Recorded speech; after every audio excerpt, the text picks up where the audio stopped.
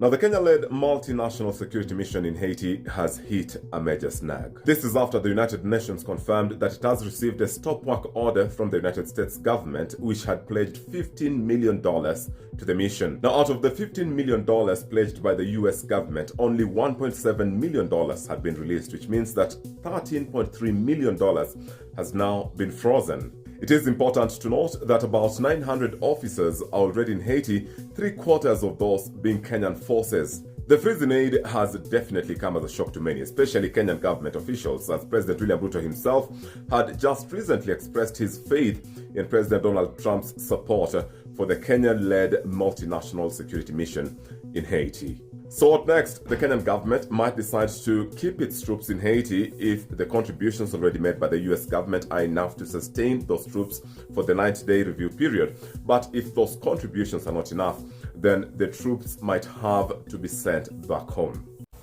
This is for entertainment purposes only. So now Trump has come out and he has immediately halted the funding from the US to the Kenya police, Haiti mission, whatever they're calling it. Can you imagine? Just like that. It's done. They've written to the UN and said, we're not supporting anymore. After they were the ones who tricked Nabi and played him because of his Muzungu complex to even go to IT in the first place. And he didn't even bother. You know how many nations they approached before they came to Kenya? I think it was like 6-7 nations before they came to Kenya. And they found who? They found Nabi. Nabi saw the dollar signs. He's like, hey, so it's a 2B. We'll just give these guys, not even, maybe 10 million. Hey, even 10 million. Now they started cutting that thing. It's done. So now it's falling on Kenya. There is a special bond of friendship between the United States and Kenya. So welcome to Kenya. The United States is a blessing to our nation. We work together in many aspects. I was requested by the President of the United States last year to provide Kenya's security diplomacy that is also legendary and known to support Haiti. And I'm very proud that even President Trump, with the new administration, supports Kenya's mission in Haiti. Hi guys, welcome back. My name is Robbie Masaga. Today I want to talk about the latest development of the Kenya's involvement in Haiti. Now, news is Trump has stopped funds for the Kenya-Haiti mission.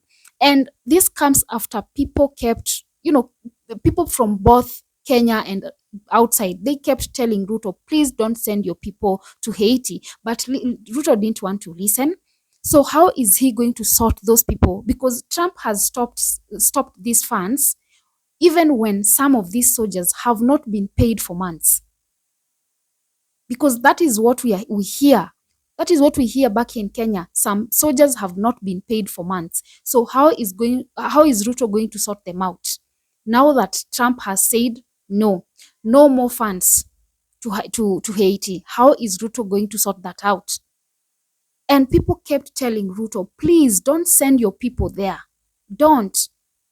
But because Ruto was okay being used by some of these people, he sent his people there. And now who's going to, sort those people out?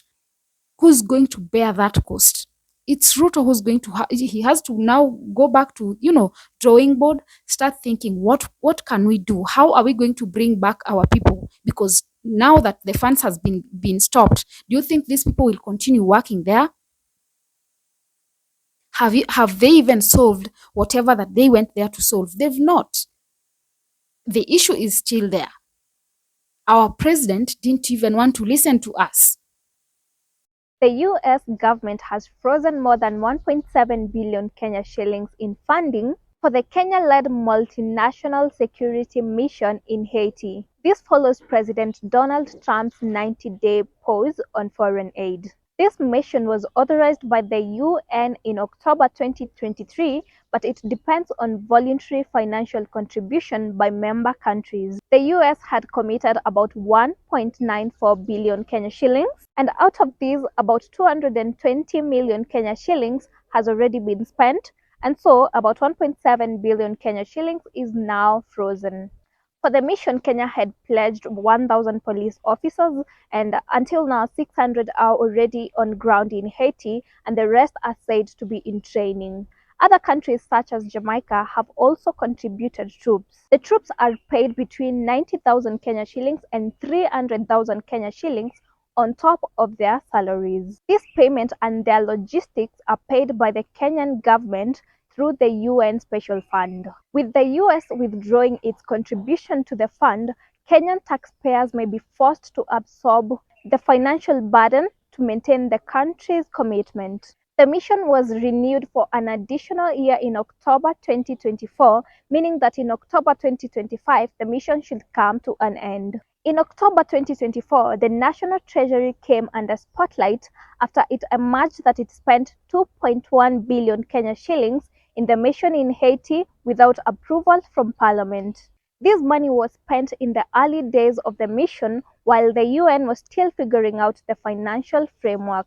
However, the Ministry of Foreign Affairs defended the expenditure, saying that it was spent under the agreement that the UN would reimburse Kenya once the fund was operational. This is one of the many Kenyan programs that have been affected by President Trump's freeze on foreign aid.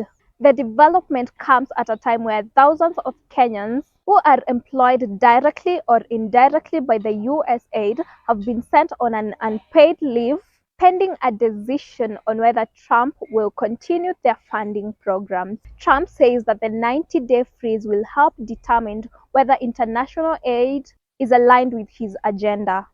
Trump has stopped funds, which means that Kenya has been left with the burden. My question is, how was Ruto expecting to sustain this mission without guaranteed funds? If Trump was the main source of, funds to Haiti, now that he's, withdrawn those funds, how is Ruto going to handle that situation? Are Kenyans now the ones who are going to bear that burden? Because that is what they normally do to us. The moment something comes up, it's Kenyans who are supposed to pay for it. Like I said, some of these soldiers have gone months without pay. Meaning, if they're coming back home, they're coming back without nothing. How are they going to survive? They must survive. So how is Ruto going to deal with that? When people kept telling him, please don't send your people there.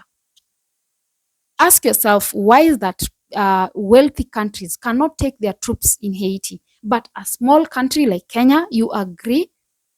Just because you want to be a puppet, you agree to do it, and now you're left to bear the burden alone. You know how Trump is. The moment he says no is no. He's not going to back down. You know how complicated he can be. And Ruto kept telling us that they have a good relationship with America. If this is the good relationship we are talking about, why are they now backing down on something they came, told our president, convinced him, he took his people, and now they don't want to be involved? And Ruto kept assuring us that they have a good relationship. He even told us that he had a call with Trump. I just want to know how Ruto is going to solve this. Guys, let me know what you think about this whole, let's call it saga. Let me know in the comment section. And remember to subscribe, like, and share as well. And until next time,